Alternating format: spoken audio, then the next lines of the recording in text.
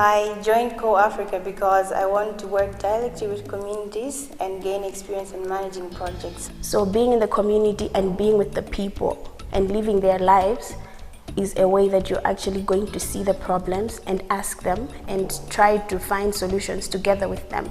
I want to be able to experience life from those that live in the village. And in that way, I'll be able to adapt and I'll be able to gain some knowledge as well as some values that I didn't know I possessed, and I should be able to lead a different life altogether. I like the approach that CorpsAfrica uses. That is problems that Africans are facing and the solutions actually from the Africans themselves. And wherever I go, I will still use this experience to impact the lives of many in my country.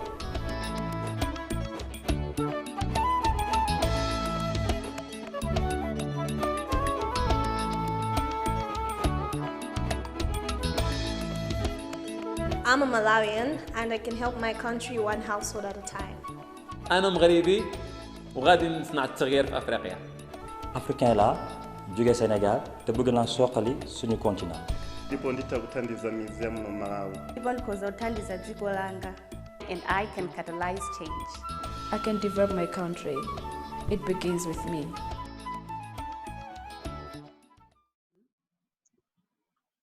Hello, I'm Sasha Nicole, and this is lfanning and Arthur Nkosi. Liz is the founder and executive director of CorpsAfrica, and Arthur serves as the director of CorpsAfrica Malawi. CorpsAfrica recruits and trains educated young Africans to live in rural African villages across 4 countries to facilitate small-scale, high-impact projects that are identified by local people. Today, Liz and Arthur will share with us about the work that CorpsAfrica is doing to equip college-educated young African volunteers for the chance to be part of the solution for their own countries by serving in high-poverty rural communities for up to 1 year, along the lines of the Peace Corps model. I'm sure you'll find this impact very inspiring. So thank you both for being here today. Thanks for having us, Sasha. Yeah. Thanks for having us. Thank you. Yeah, Liz, can you just tell us a little bit about how you came up with the idea for CorpsAfrica? Sure. I was a Peace Corps volunteer in Morocco in the mid-1990s, and I would meet incredible young Moroccans who would ask me what it's like living in the remote areas of their country, and I would tell them about what I was doing, and they would get excited, and they're like, I'm Moroccan. I want to help my people. Can I be a Peace Corps volunteer like you so I can do what you're doing? And I had to say, no, it's only for Americans. So,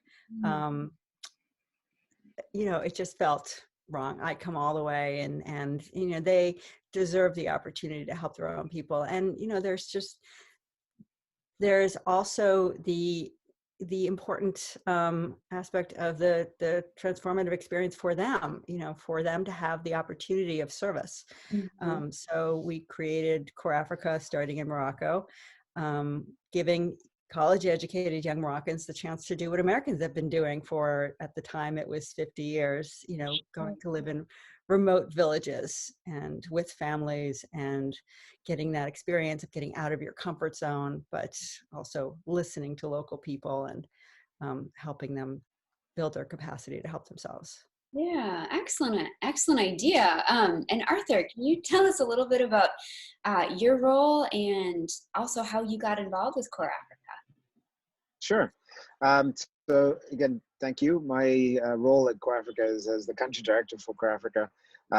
One of the core responsibilities is to ensure that we create an environment, create an opportunity for young Malawians, since I'm running the CorpsAfrica Malawi establishment, to be able to expand and broaden their horizons personally and professionally. But at the same time, doing that through working with communities that we serve. In Malawi, we are serving in 8 different communities. And I got to know about CorpsAfrica. Well, I've been CorpsAfrica now for 3 years, and I got to know about CorpsAfrica through the previous country director for Peace Corps, who is now the director for Peace Corps globally. And she talked to me about an organization that was looking for someone who could help young Malawians, men and women, to grow and become employed, self-employed. And so I got to meet Liz and had a wonderful 2-week interview where we actually got to go to the one of the sites where the volunteers were. I got to experience how they live. And also for me, it was a connection with the people that are living in the communities to say there is something here, there is something big we can do here. A lot of people in Malawi, especially in the rural areas, need a lot of support, and what more to have young vibrant Malawians being able to do that, work with the communities, bring ideas together through our human-centered design methodologies, and create something. And so over the 3 years that I've been with CorpsAfrica, we've done a lot. So that's pretty much my history with CorpsAfrica. Yeah. And are you native to Malawi? Is that where you've always lived? Yes, born and raised in Malawi, but had the opportunities of going to different places like South Africa, UK, and the US for further education. So, but Malawian by citizenship. Excellent, wonderful.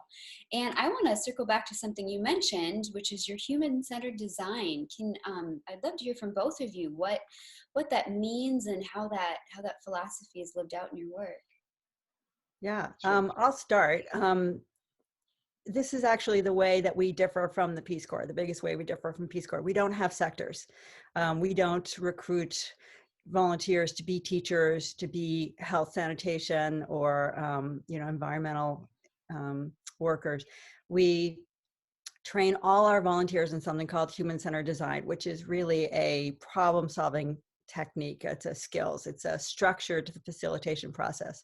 It teaches them how to guide their community through this process, make sure everybody is engaged, overcome conflict, bring everybody to consensus, and gives them the tools in order to manage that process. So it's really about helping them become good listeners, deep listeners, and take themselves out of the process. It's not about what they think people need. It's what the people think they need that's going to be, most sustainable and successful. So it's a skill that, a training that is going to be useful for them personally and professionally throughout their lives, but they learn it through this experience. They learn by doing it, getting their hands dirty. And, when I first started CorpsAfrica, we just told volunteers to have community meetings and ask people what they want. And they had a really hard time. And one of the things that I like most about human-centered design is that it doesn't answer all those questions. It doesn't make it easy, but it teaches you that it's supposed to be a messy process, and all of these challenges it's okay, and it gives them tools to sort of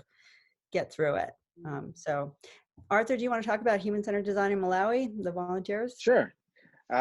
One thing that I can share is that with human-centered design, all the volunteers that we have had go through the service is that they're still using the skills from human-centered design in their work. Really understanding challenges from the outside, getting to listen, as Liz had mentioned, listen to what other colleagues are saying, and looking at a problem from a bird's eye view. The other thing that we have seen through human-centered design is that it really engages the volunteers to put themselves in a uncomfortable zone. And what I mean by that is that we've had volunteers who are not great public speakers, volunteers who are shy. And so this has really pushed them to be able to talk to different people, looking at the communities, and they have been able to build up their confidence from that. One example that I can give that was phenomenal is last year we had a volunteer who had to talk to about 60 different people. This is pre-COVID. And they had to talk to chiefs, people that are very high in society within the community. And they were able to build a confidence where they communicated things clearly, but also listen to the community in terms of what they're looking for.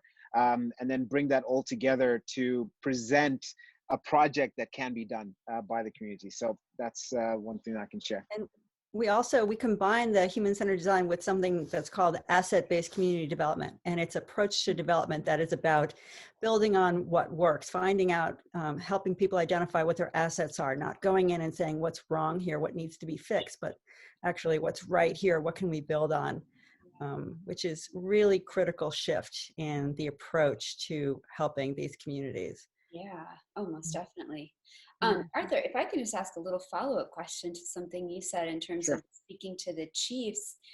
In Malawi, is it a fairly hierarchical culture where there's, it's a little harder to talk to people that are of a different hierarchy, or is that part of the, I mean, I don't know, I don't know the culture. Yeah, sure. You do have to go through a process, and you will probably find this in most African countries. Sharing and talking to my fellow country directors in Rwanda and Senegal especially, where when a volunteer goes into a community, they don't just go and knock on the chief's door and say, hi, I'm here, I want to come talk to you.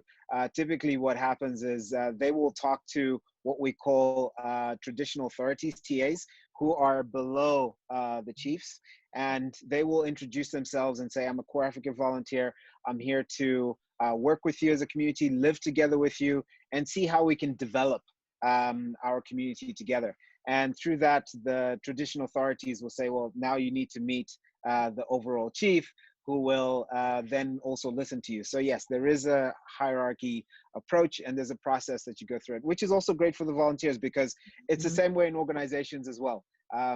You know, different organizations, you know, you can't just go to your CEO's office sometimes and just knock on the door and walk in. So it's a great skill that they learn when they're in the community. Yeah, how to navigate communicating in different situations. So excellent. Thank you. Thanks for clarifying that. I appreciate that. Welcome. Yeah. And so why would you say that being community-led is so crucial to your approach? And this is for both of you, really, this question. But. This really, I mean, it's fundamental to why I started CorpsAfrica, really our approach to development in general, which is really challenging the notion of the outside savior, you know, and going, even our volunteers who go in, not as saviors, but as outsiders to the community. But it's really, that's why we use the human-centered design, because we want to emphasize to the community that we're not here to be your savior. We are a catalyst to, you know, like Arthur was talking about, they come in and they look at things from 5,000 feet and they just bring an objective opinion and perspective, but their role is to be a facilitator. And it's about the communities that are going to be helping themselves. And if the human-centered design is about making sure that they have local ownership, that they identify what the project is, they're taking the lead in developing, and the role of the volunteers to be the facilitator and then to connect them to the outside resources. But really it's about engaging the local people so that you know, they're customers of, you know, they also have to put in 10% of the cost of the project. That was also fundamental from the very beginning, so that they're customers, not charity beneficiaries, that they own it. And it's amazing how what they want, what they decide to do, changes when they have to pay for it themselves. It's just, and this is human nature too. It really is, you know, basic to successful anything is to have ownership of it, and so that you are responsible for making it last. And you also understand how it works. You come in and you build a latrine for a community, and then you leave, and then the latrine breaks, nobody knows how to fix it, and then it never gets used again. So through this process, people are engaged. So each volunteer also, as part of their project, they identify a community counterpart, and they also train the community in human-centered design so that they can be more sustainable in the future. Excellent. Arthur, do you have anything to add? Sure. Just to add to that, and what Liz has said, is that this is a paradigm shift. I have been a part of a number of community-led development meetings. And one of the major aspects that sticks out to me is that if you look at globally, especially in different countries in Africa, and I'll talk about Malawi specifically, is we have a lot of donors who come in, fund governments, funding INGOs, funding NGOs, and it is really a top-down approach. You have large organizations that will go to communities and basically, as Liz had mentioned, tell the communities this is what you need, and they will implement or put in, a bathroom or a school, or a borehole where you can draw water from. But after some time, because of lack of knowledge on how to maintain, for example, a water hole, it just disintegrates. And then the next thing is, let's wait for the next organization to come in and probably help us to rebuild or make another water hole.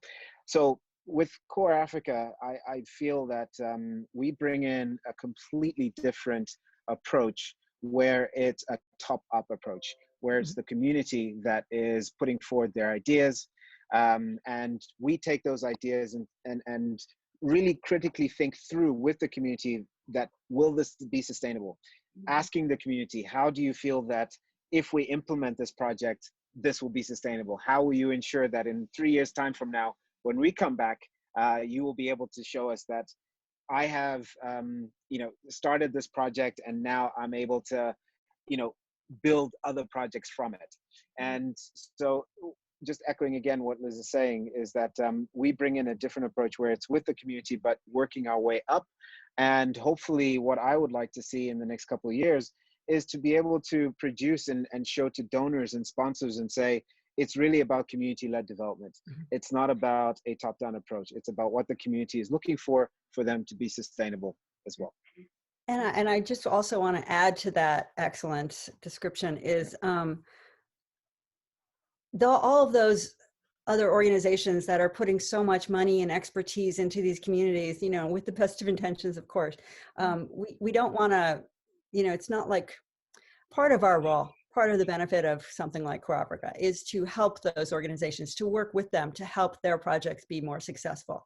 If they did put in a latrine that's no longer working, maybe we can help the community learn how to fix it and to make it sustainable, or if they plan to put in a well somewhere, we can help this NGO or INGO figure out the best place to put the well so that it's more successful. If you ask the chief, he's going to want to put it in front of his house, or she.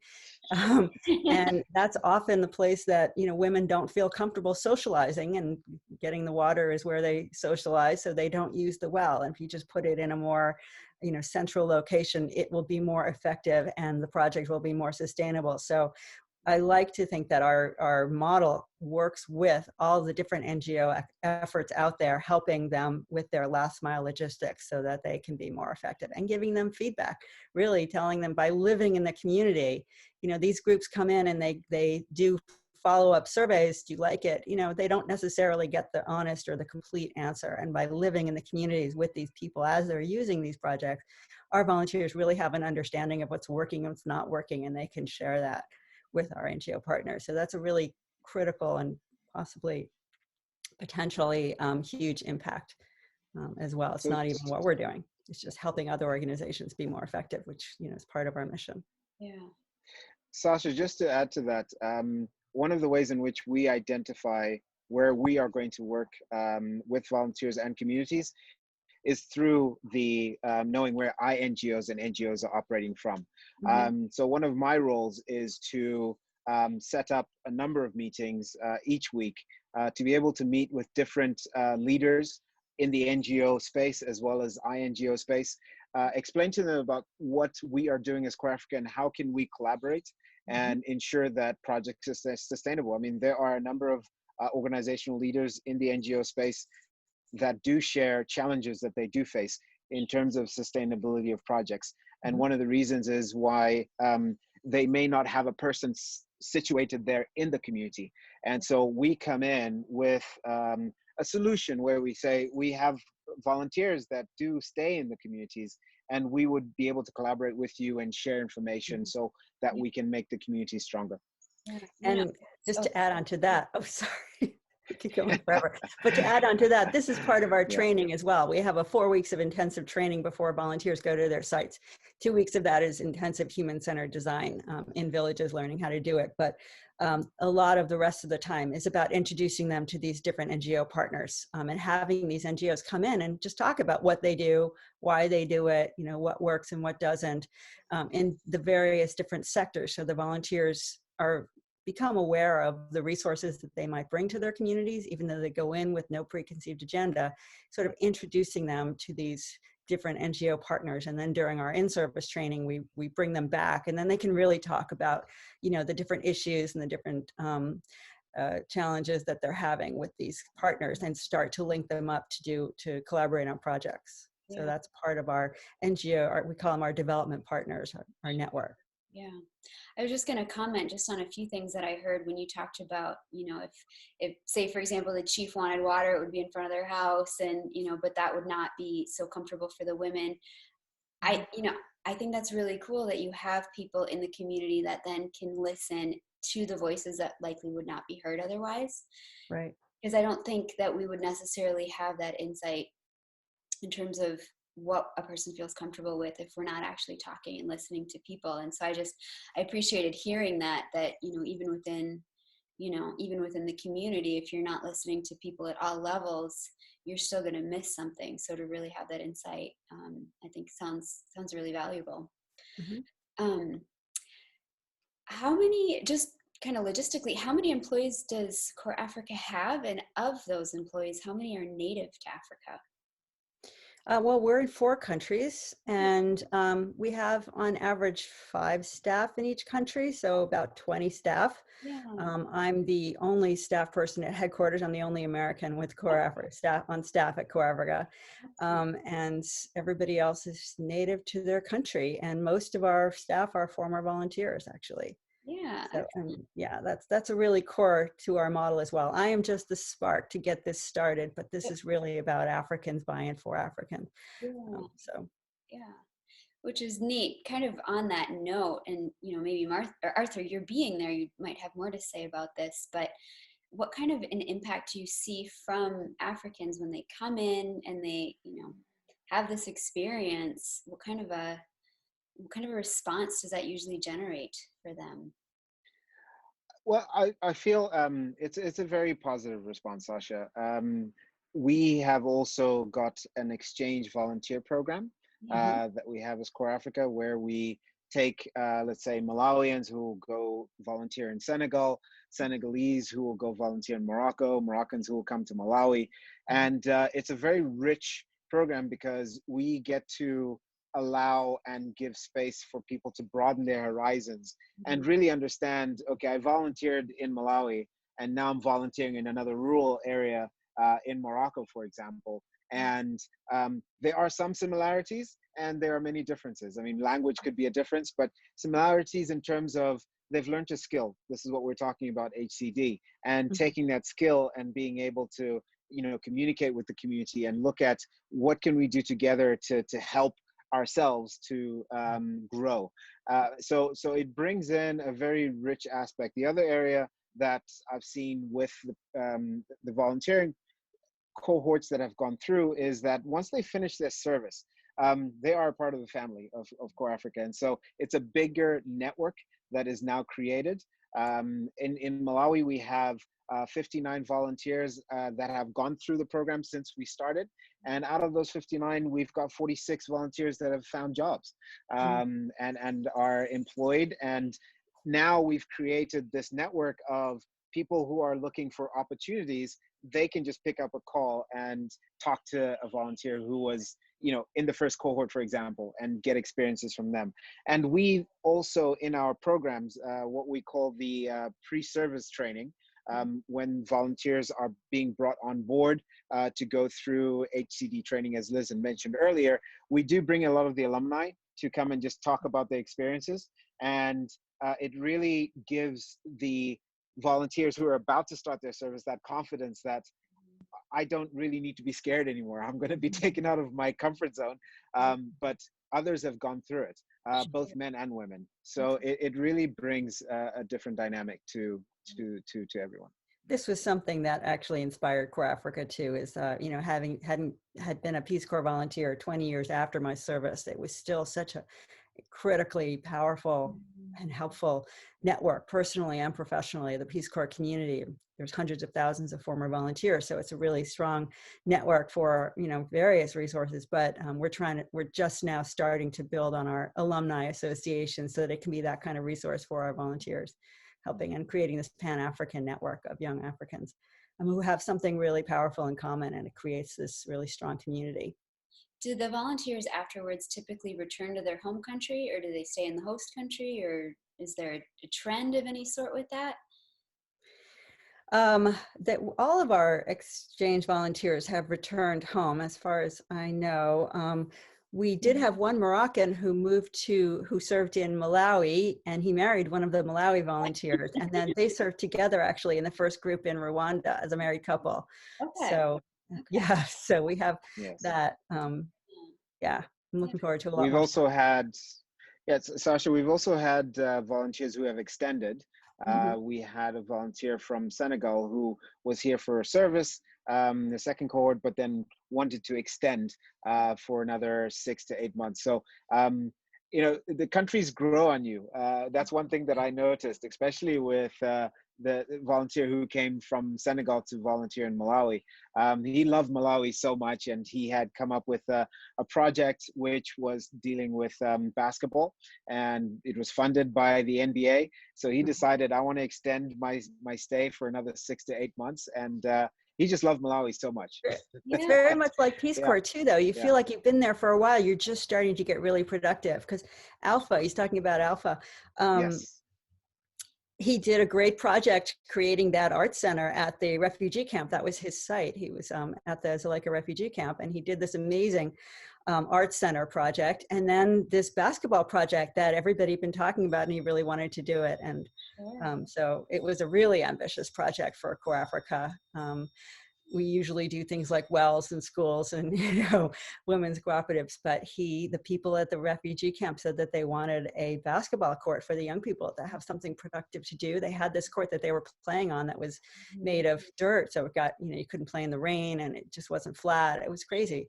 So Arthur did this amazing proposal through this experience of learning how to, that's another thing, you know, we provide some funding for projects, but if it's an ambitious project, we help them find other sources of funding, and for the volunteers to go through that process of working with funders, learning how to write a proposal and to do a budget. And you know, a lot of times the funders come back and say, you know, you need this and that, and so they work with them, and that is a hugely powerful training for them to do in a safe environment where we're there to help them, and they have each other and this supportive community. And then they get the funding and they implement the projects and they report on it. It's just really an amazing experience for them. And so he did this really ambitious project with the NBA, and did a proposal for the NBA, and they funded it, which was just incredible. And they came for the ceremony. Professional players came, and we had this amazing day, this celebration with the new court, which is just extraordinary. Excellent. That happened. Well, if anyone listening wanted to support your work, what would be a good way for them to do that? Many different ways, but on our website, CorpsAfrica, CorpsAfrica.org, you can support general support, different countries, different projects. When the project time comes around, we're actually really starting to. This year, we hope to do this project pitch competition, so volunteers actually can get up in front of a local business owners, because that's another next step, really, of trying to get local funding for the local projects, and that's going to make CorpsAfrica even more sustainable when we can help to create a culture of philanthropy in these countries. And we have a really unique model to do that. You know, come fund a well, you know, and hear the volunteer pitch their project, create a presentation, a 3-minute pitch for their project. Funders will fund that, then they'll get to know it, then they might fund volunteers, and then they might fund 5 volunteers, and then hopefully that's how our funding gets shifted to locally owned as well. Right. Which ideally is what you want. You want resources to stay in country. So yeah, excellent. Yes. Yeah. Well, just to add to that, go ahead. Just to add to that. Sasha, is that one area that to me has been very inspirational is reading the blogs from the volunteers. The volunteers go through a process where they talk about their experiences while they are in the community. So for any donor or funder, it's a great way to stay connected with the volunteers, just to hear their stories. We put pictures in there, and we have videos as well. So really, for our donors and funders, it's a way of just sharing what we are able to do with the communities, with the volunteers, and donors and funders get to experience that through the website. And that's also an important way of engaging the volunteers in our fundraising and teaching them how to express, how to tell stories about their experience and how to, everything is sales. Yeah, absolutely. What are some of the barriers that your community partners face towards improving some of their situations, and how does CorpsAfrica come alongside them in that? You mean the community members, the people living in the communities? Yeah, those that are native to the communities. Sure. Some of the barriers I'll talk about Malawi especially is that it's a mindset change. Everything that we do is a mindset change, because we're coming from a time where, granted, a lot of donors, sponsors, NGOs, INGOs are of goodwill and want to support communities and help people improve their lives. But then when you get into a mindset of a hand-me-down approach, that's a huge barrier for many of the communities. And so where we're coming in as CorpsAfrica, as well as collaborating with other NGOs, is to change that mindset, the paradigm shift about, through what Liz was talking about earlier, the ABCD, asset-based community development, using HCD on, we are able to, together as a community, look at the assets that we have around us and be able to do something economically with it. And so that's a huge barrier that I feel that we're still going to continue to face. Of course, our ambition as CorpsAfrica in each country is to have over 200 volunteers every year to 2 years. And we in Malawi haven't even covered the entire country. We are only in 8 districts, and we have 28 districts still. So we've got a large, area to cover and reach out to as many communities. So for me, that's it's a great challenge, and there's a lot of work to do there. Sure.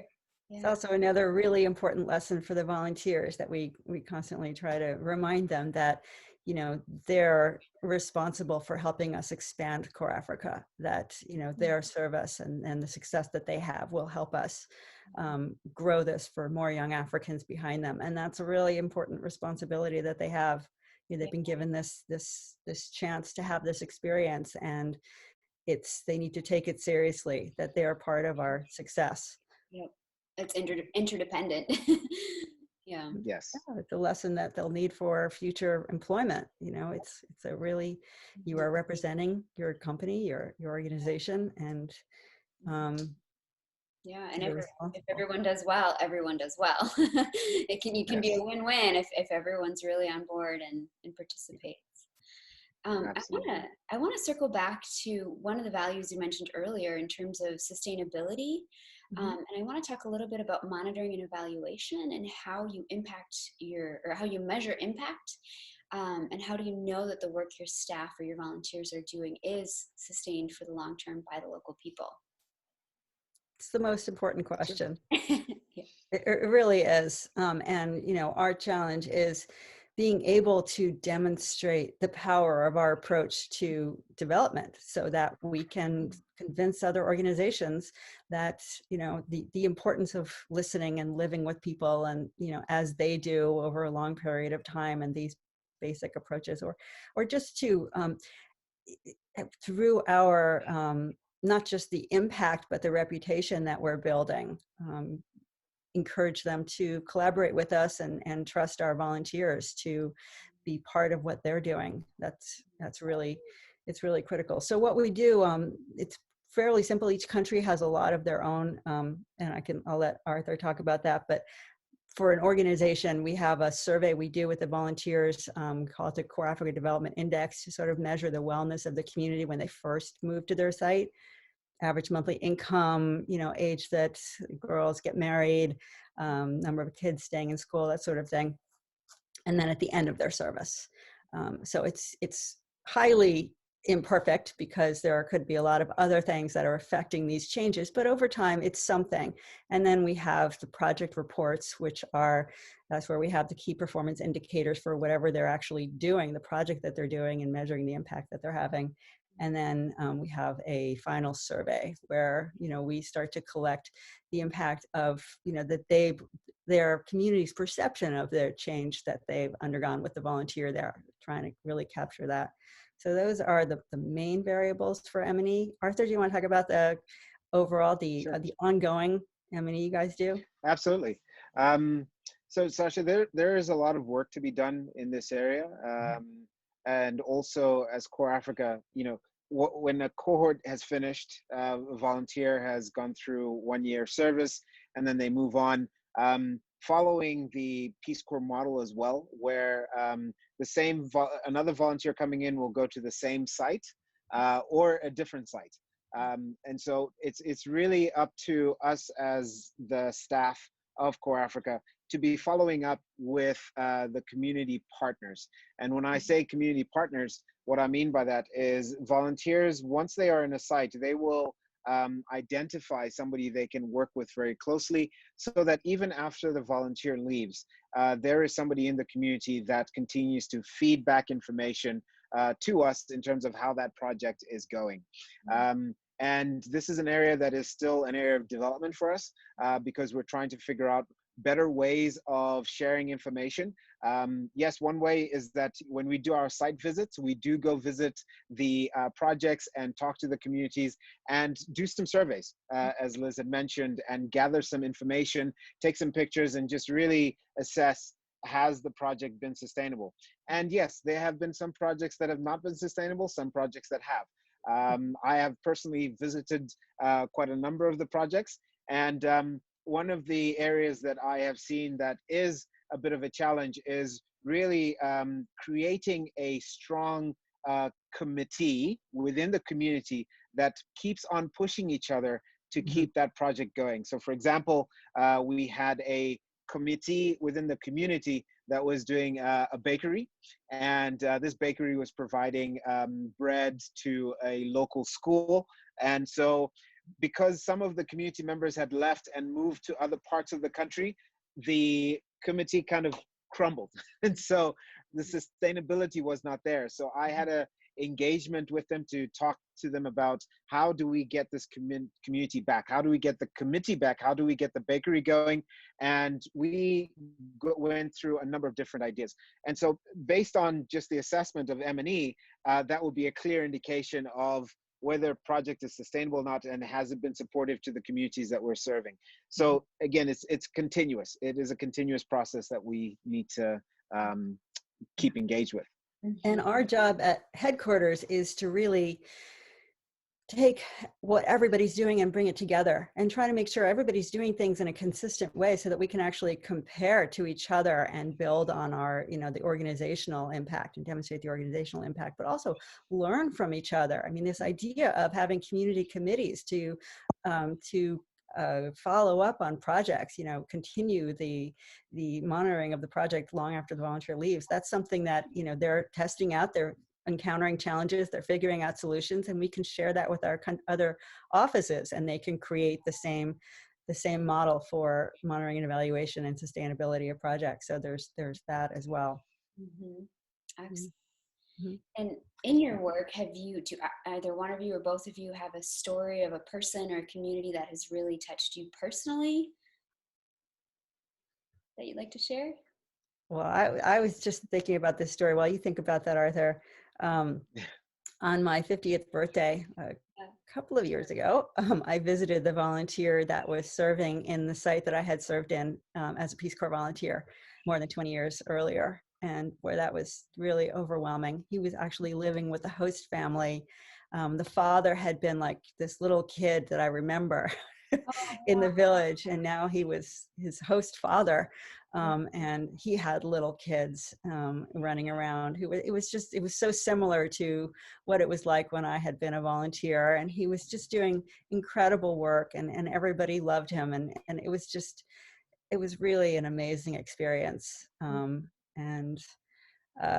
You know, that's where it started, you know, just living in that community. And I knew that a young Moroccan doing the same thing I was doing was going to do at least as good of a job. And yeah, it was a great experience.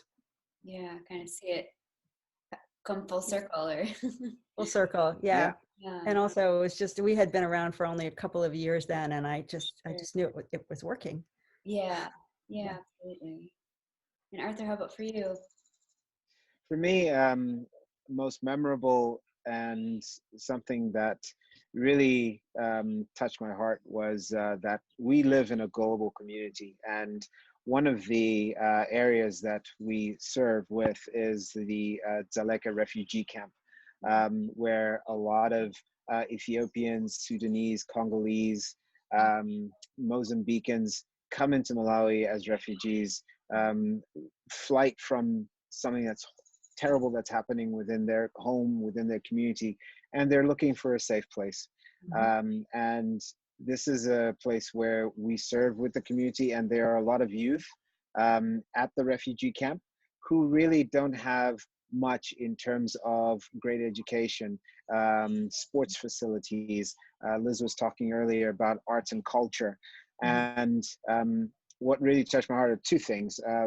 Alpha Ba, who developed and worked with the community to create an art center where people can be able to express themselves through art, dance, and culture, but also the creation of the basketball court, where we now brought people from all different countries that have come to Malawi as refugees together for the love of basketball.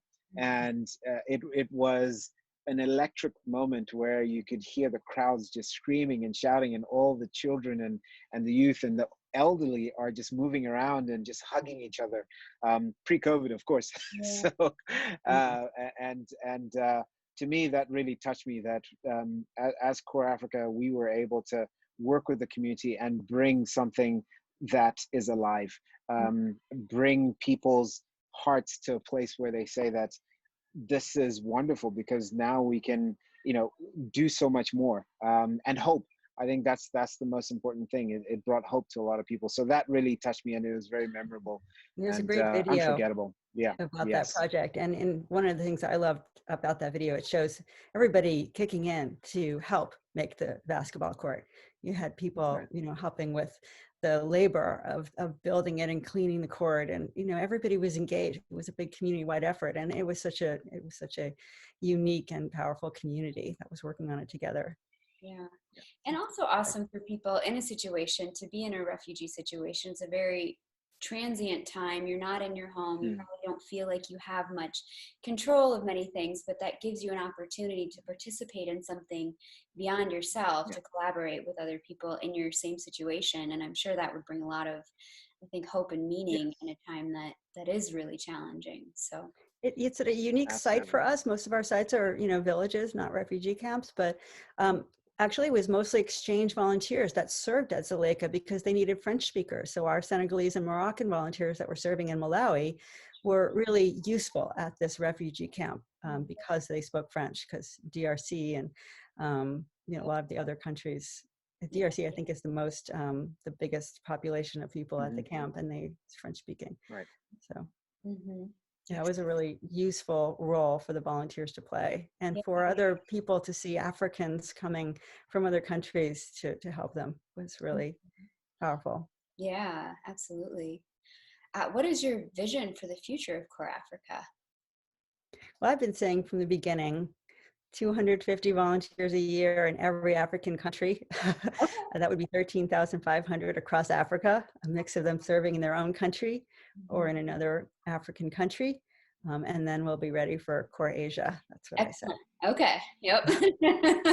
Big dreams. I love it. Twice the size. That actually would be twice the size of the Peace Corps, but it's not. I'm driven by the fact that it's so doable. I mean, 250 in Malawi, it's a small country. 250 is a lot, but we could definitely do that. There's I think 150 Peace Corps volunteers in Malawi. Yeah, it can absolutely be done. Yeah. Any thoughts to share on that, Arthur, on the vision?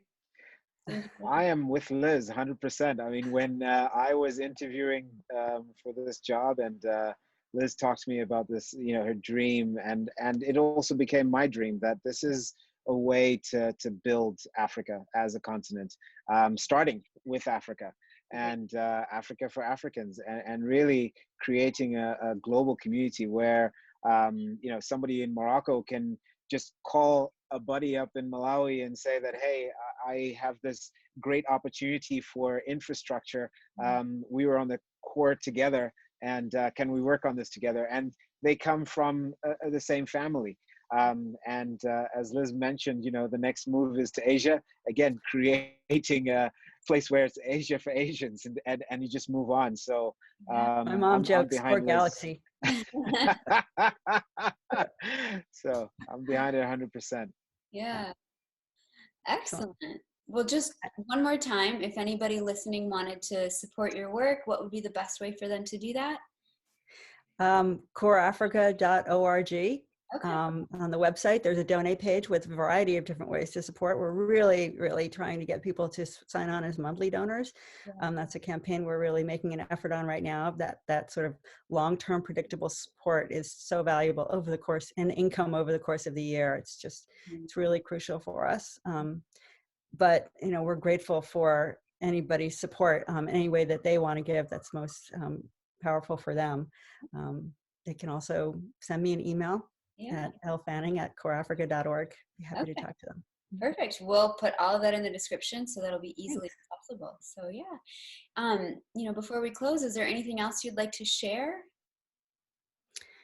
I'd like to just make a shout out to our amazing staff. There's Arthur in Malawi, our country directors in the other countries. It's just, they are the reason for our success. They are, I run this virtually. I visit as much as I can, but I could not do it if I didn't have full confidence that the people running the programs were, they had the same vision, and they had the same passion for the mission, but also I knew that they care so deeply about these young people, and they treat them like they're kids, like they're, nieces and nephews, they're coaches as well as bosses. And, it's, especially, I think in Malawi, there's 4 staff, they're all former volunteers, and, they just training them and coaching them and bringing them along and building them up. It's something that they do such an amazing job at, and it's what makes, why we've been so successful, I'm convinced. So thank you, Arthur. Thank you. Thank you, Liz. No, I really appreciate that. And yes, actually, just my closing words. I mean, Liz has been phenomenal as a leader, and I also want to thank her for her energy. And I also just want to thank our sponsors and donors as well. OCP, MasterCard, Revlet Foundation, every MasterCard Foundation, everybody has been phenomenal in terms of supporting all the programs that we're doing. And it's really a great way of growing our continent as Africa, and the support that they're giving. So thank you very much to you, Liz, and all sponsors and donors. Yeah. Yes, that is a good final note. And just to also emphasize what we were talking about earlier of the local ownership and the local funding. OCP Group is a Moroccan company, and they have interests across Africa, and they are a leader in corporate philanthropy. So having this really significant, and they were the first ones to really invest heavily, understand what we were doing, and help us expand across Africa. It's really powerful to have this, endorsement, and hopefully, we're working to leverage that with other African companies, but to have their support has been phenomenal. Well, I love hearing about Africans helping Africans. I think that's really, really crucial for so many reasons. So I think it's a brilliant idea, and I appreciate what you've done with that. So thank you for that. And thank you both for being here. It was wonderful to hear your stories, and I just commend you for the work you're doing, and keep up the good work. Thanks for having us. Thank you. And congratulations on this new effort. It's great. I look forward to watching all of your videos. Well done. Appreciate that. Thank you. Well done. Here at Emanate International, it is our mission to promote nonprofits and social enterprises that equip their recipients to become independent, autonomous, thriving members of society. Indeed, CorpsAfrica is certainly doing great work to equip African volunteers to make lasting and sustainable change in the communities they serve. If you enjoyed our discussion today, please be sure to hit the subscribe button and the notification bell so that you will be in the know for future inspirational conversations with other leaders who are making great gains in improving our world. Thank you.